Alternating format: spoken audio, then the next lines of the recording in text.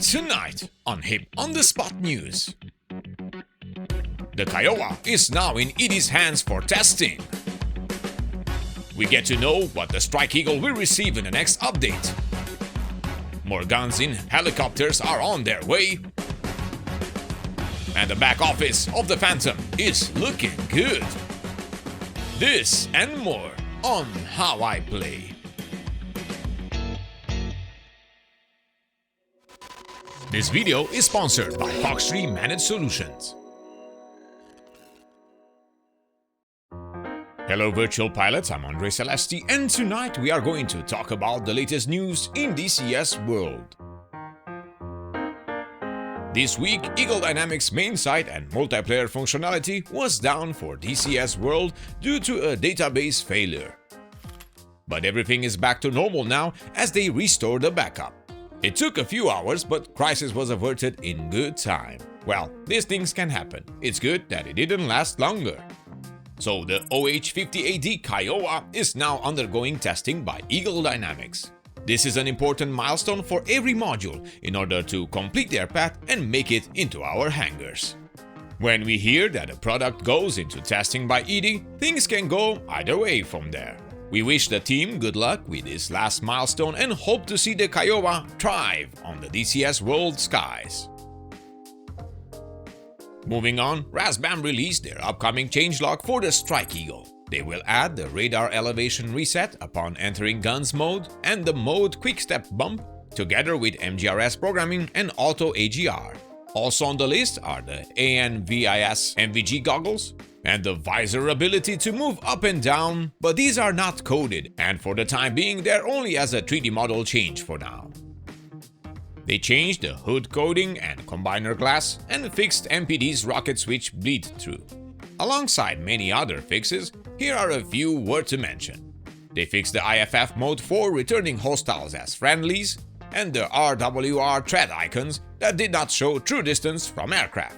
They also fixed the Lantern AAQ-14 and 13 TGP pods still being functional when they were actually removed from the aircraft due to enemy action, shot down, stolen, and they fixed the JDAM MC synchronization.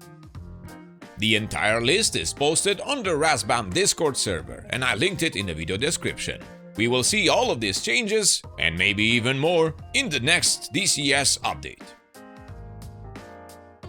Moving on, Miltech V shared some more screenshots and info about their upcoming BO105, with a pilot model getting rigged. Interesting. And they also reveal that they are preparing for us a G36 functionality. Possible something like we have seen with the Kiowa. Now, this makes me wonder about that M4 in the Apache. Would we, get to use that one too?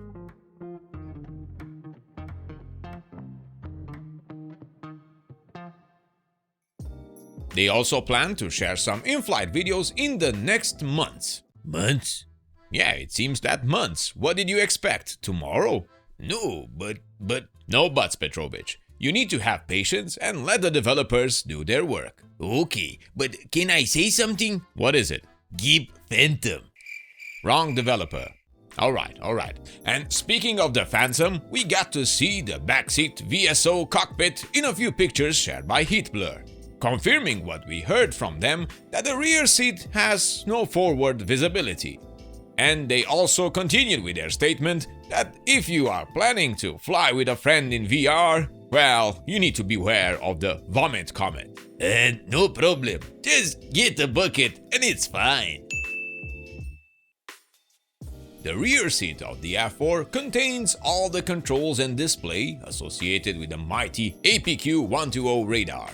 The VSO is also responsible for operating the Wave Spike TGP, as well as just being a general help and useful set of eyes for the pilot.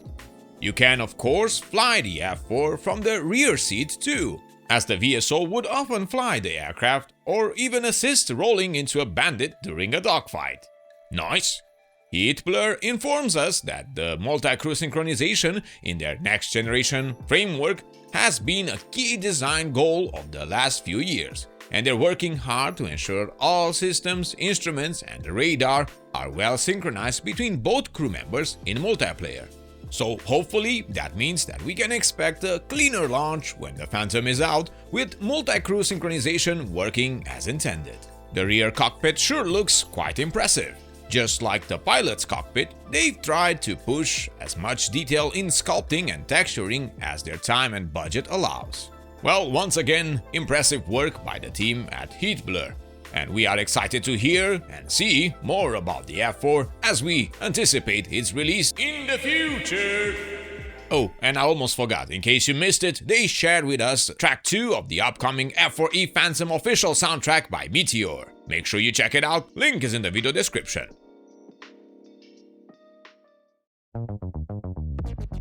A short update for those of you interested, we got a special promotion from our sponsor PIMAX.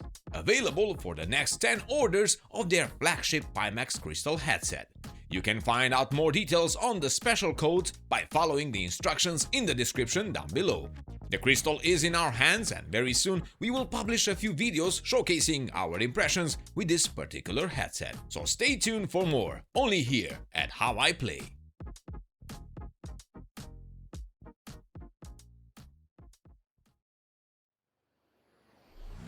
And last but not the least, Baltic Dragon just shared with us another short info on his work with the Kola map campaign called the Arctic Thunder.